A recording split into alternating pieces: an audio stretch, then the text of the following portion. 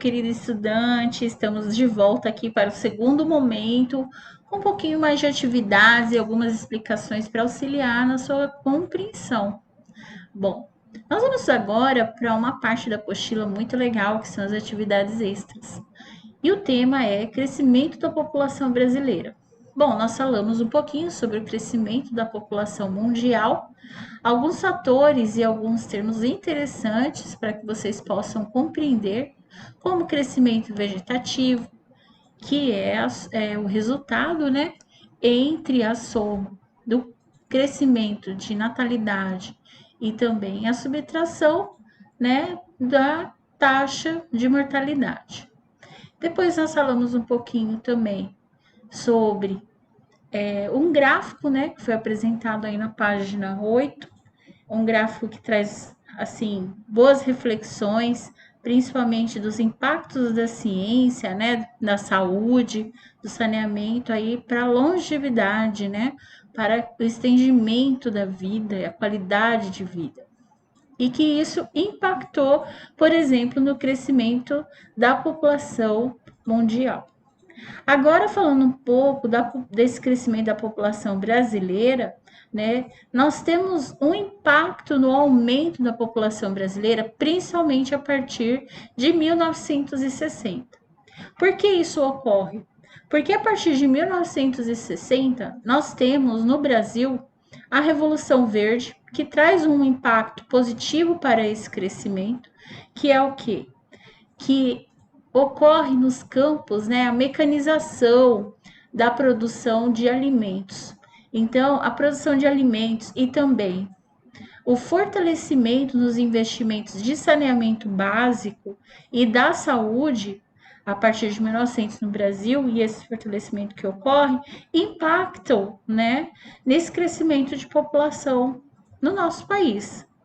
Então, esse crescimento populacional dentro do nosso território, ele tem dois fatores. Primeiro, esse que eu falei, né? Que é a questão do crescimento vegetativo em função de investimentos no saneamento básico, da própria Revolução Verde, que é a mecanização dos campos na produção de alimentos, mas também nós temos aí alguns fatores, né? Dentro do próprio processo histórico do nosso território, que foram as migrações, tá?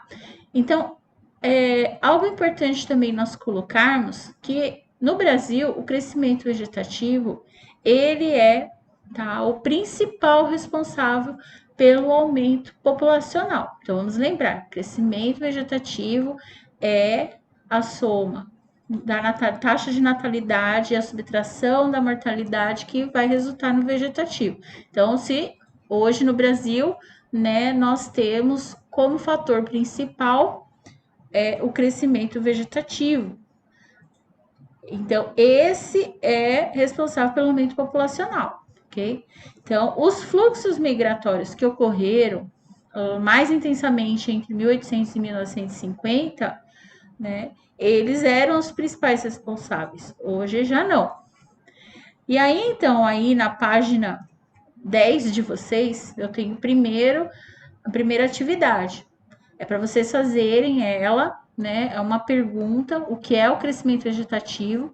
Já acabei de explicar aqui para vocês podem voltar ao vídeo para buscando essa resposta ou buscando essa resposta na própria apostila, onde nós temos aí a resposta na página 9, né? E na própria página 10, ok? Então, passando um pouquinho para frente, nós temos uma discussão dentro da apostila de vocês que fala um pouco sobre a explosão demográfica no território brasileiro a partir, né, da visão dos últimos 50 anos, onde nós tivemos um aumento aproximado de 130 milhões de pessoas. E num período muito curto, né, a população brasileira, ela teve esse crescimento. E o que gerou esse crescimento, né? Bom, o próprio processo de fortalecimento da urbanização, os investimentos em saneamento básico, como eu já coloquei, né? Mas também investimentos no setor industrial, né? Onde nós temos um aumento da taxa de natalidade, né? E também, nos últimos anos, a partir da década de 90, essa população, ela sofre algumas alterações, né? Que alterações são essas? A queda de fecundidade, né? A fecundidade ela é tratada como uma taxa também dentro das projeções, né? Porque as pessoas, né, as pessoas que trabalham com estatísticas, elas trabalham com projeções.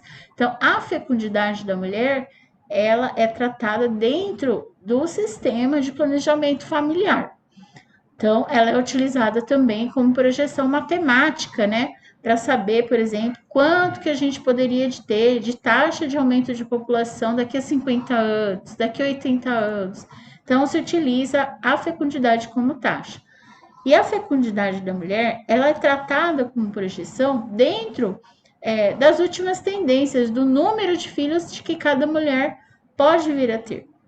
E essa taxa, ela tem sofrido uma alteração para menos, né? Então, antes as mulheres, elas tinham em torno de 5, 8 filhos aqui no Brasil.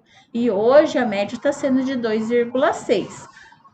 Essa diferença, né, que ocorre, ela vem em função da adoção de métodos de prevenção à gravidez, de mudanças também do próprio fazer da mulher, que antes tinha a sua vida mais voltada para as atividades domésticas e do seio familiar, e que hoje vem conquistando espaços, né, dentro da sua inserção no mercado de trabalho, ou seja, a mulher ela sai do seu ambiente familiar e vai buscar o trabalho para o quê? Contribuir na renda familiar, certo? E isso é alterado a partir da década de 60, onde as mulheres brasileiras, olha aqui, ó, esse quadradinho aqui, que interessante, elas tinham em média 6,3 filhos e hoje, ó, temos 2,3 a 2,6, né, na taxa mundial, 2,3 para o Brasil. Então, a utilização de métodos contraceptivos ou para a prevenção de gravidez, a inserção da mulher no mercado de trabalho e a própria mudança ideológica, né, onde a mulher ela busca o seu espaço dentro do mercado de trabalho, impactam na taxa de fecundidade, ou seja, no número de filhos por cada mulher, certo? E aí, tá? Já na página 11 da apostila de vocês, nós temos um pedacinho de um texto ali, né, que vem falando um pouquinho também sobre essas questões de evolução estatística, né, brasileira e mundial. E também um pouquinho sobre o crescimento vegetativo da população brasileira, tá? Nós temos, então, a atividade, onde vocês vão responder também na apostila, né? A primeira atividade traz um texto para vocês leem esse texto e escolham a resposta que vai estar, né, sendo solicitada. E aí a questão número 2. E aí depois nós temos aí mais uma proposta, né, que fala um pouco sobre o declínio do crescimento populacional e algumas considerações para serem feitas, né? Então, a partir da década de 70, nós temos aí uma nova análise sobre a população no mundo, né, que vem crescendo aí. E atualmente a população, como nós vimos, em média aí mais ou menos de 6,2 bilhões de pessoas, e esse crescimento vem em função das melhores condições de vida e do avanço na medicina, na elevação, que impacta, né, na elevação de expectativa de vida. E mesmo com tudo isso, nós temos aí uma projeção de queda na taxa de natalidade. Por quê? Porque isso tem toda a relação com aquilo que a gente acabou de discutir, né? Que é a taxa de fecundidade feminina. Isso vem em função da busca da mulher com os métodos contraceptivos, dela buscar também o seu espaço dentro do mercado de trabalho e também do acesso que as mulheres estão tendo agora às suas formações acadêmicas, né? E é interessante que os países mais desenvolvidos os países mais ricos, né?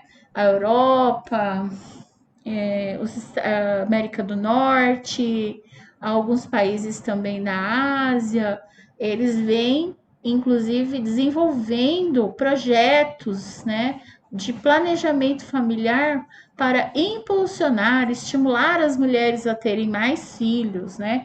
Inclusive na França, olha que interessante, existe um programa que o governo se responsabiliza no auxílio em pagar uma bolsa, né, para aquelas mulheres que desejarem ter mais filhos, ou seja, o governo está fazendo uma regulamentação de auxílio até os 21 anos de idade dessas crianças aí que vão nascer. Por quê? Porque eles estão precisando que as mulheres tenham filhos lá na França, né? E em outros países também tem outros planejamentos muito interessantes.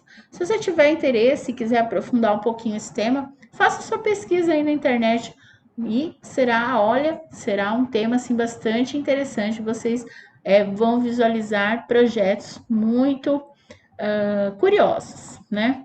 Ainda na página 12, nós temos aí uma atividade, né, que fala um pouquinho sobre análise de tendências de crescimento para 2070. Vamos fazer essa atividade, respondam ela e enviem a sua foto dessas atividades para mim estar fazendo o controle aí das devoluções. Então tá bom, pessoal, eu desejo tudo de bom para vocês. Gostou dos vídeos de hoje?